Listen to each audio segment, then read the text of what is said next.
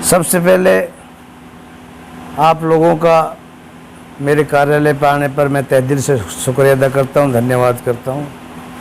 दूसरा, मैं सारी जो हमारी गुड़गांव लोकसभा क्षेत्र की आवाम को मैं अपनी तरफ से, अपनी पार्टी की तरफ से मैं सबका शुक्रिया अदा करता हूं, धन्यवाद करता हूं। रहा मसला आपके सवाल का, देखो एक चीज़ तो फैक्ट है, अब लोग यहाँ पूरे हरियाणा में क्या पूरे हिंदुस्तान में इलेक्शन बीजेपी वर्सेस कांग्रेस था, इंडिया गठबंधन। लोग एक दिमाग में ये था बीजेपी को सिर्फ इंडिया गठबंधन ही हरा सकता है।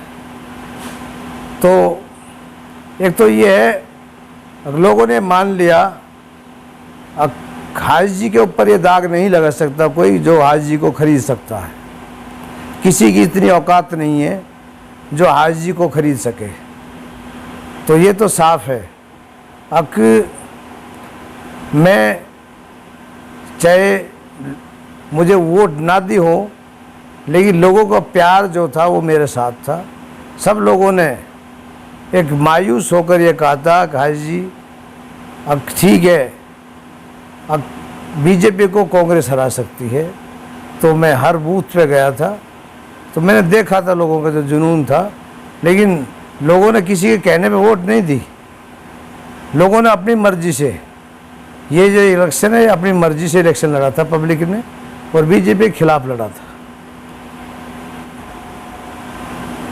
लोगों को तो पहले भी पता था, जब ये जो कांग्रेस के जो सर्वे सर्वा थे, इन्होंने जो हमें वोट काटने वाली पार्टी बताया था, लोगों को जब भी पता था।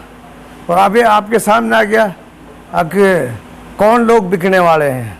आपने देखा तीनों विधायकों ने अपनी झोली भरी है, अपना पेट भरा है, राज बब्बर से जितना पैसा लिया है, और इनकी मेहनत को देखो। मैं हर बूथ पे गया था, मैंने हर बूथ देखा था, तो इनका कोई एजेंट नहीं था। इन्होंने जो राज बब्बर ने जो एजेंटों के लिए पैसे दिए थे वो भी निकाल के, इनकी क्या औकात है जो एजेंटों के पैसे को खा के।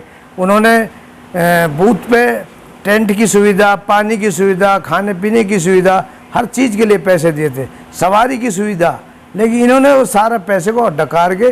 और जो मैं ये कहूँ, अगर ये मेहनत करते जैसे राज बब्बर ने पैसा इनके लिए दिया था वोटरों के सुविधा के लिए, अगर ये उस सुविधा को करते तो वोट परसेंटेज हमारी मेवात में 85% से कम नहीं होता।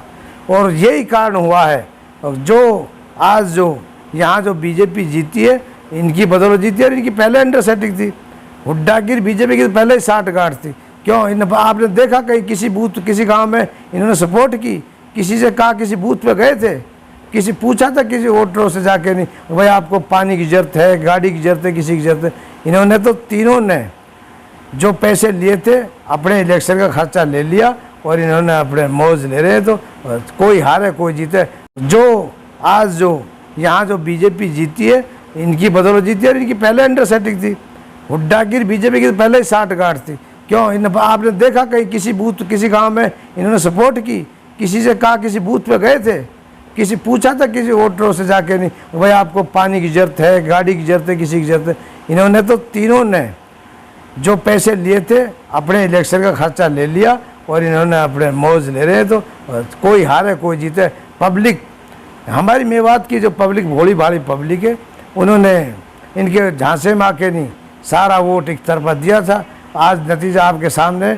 हाँ, ये मुझे दुख है, अगर ये वोट अगर मुझे मिल जाते तो आगे के लिए मैं नहीं, चाहे कोई भी आदमी टिकट मांग सकता था, चाहे कांग्रेस हो, चाहे बीजेपी हो, चाहे इन्होंने हो, कोई सी पार्टी हो, क्योंकि हमारा हक था टिकट का। और इंडियन नेशनल लोकदल पार्टी ने, चौधरी अभय सिंह चौटाला ने अपना जो उसका कर्तव्य था, उसने वो अपना जो दिया था हमें, मेवात का जो मेवात का हक था, उसने मेवात का हक दिया। और मुझे ये टिकट जो दिया, ये मुझे नहीं, सारी मेवात के लिए टिकट दिया था।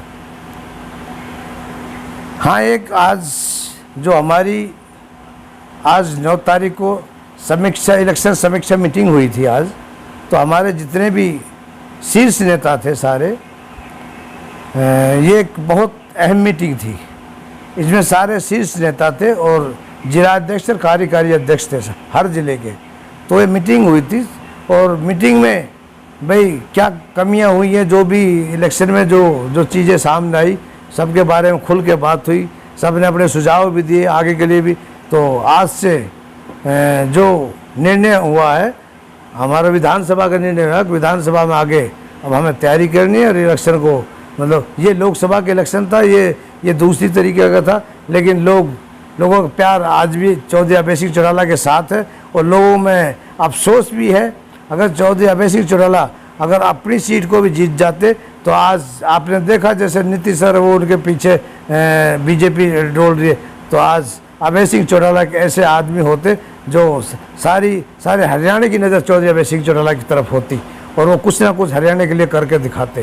तो अब वो तो गया लोकसभा का इलेक्शन, तो आज फिर बीजेपी की सरकार, आज वहाँ शपथ समारोह है। तो अब आज से हमारी पार्टी की जो मीटिंग हुई है वो हरियाणा विधानसभा के इलेक्शन के लिए हुई है और सब अपनी अपनी जो जिम्मेवारियां हैं, जिनसे कमी कोताहियाँ हुई हैं, उनको भूलते हुए और सब अब एकजुट होकर इलेक्शन लड़ेंगे। हमें पूरी उम्मीद है कि आने वाला जो कल होगा वो इंडियन नेशनल लोकदल पार्टी का होगा और चौधरी अभय सिंह चौटाला सीएम बनेंगे इंशाल्लाह।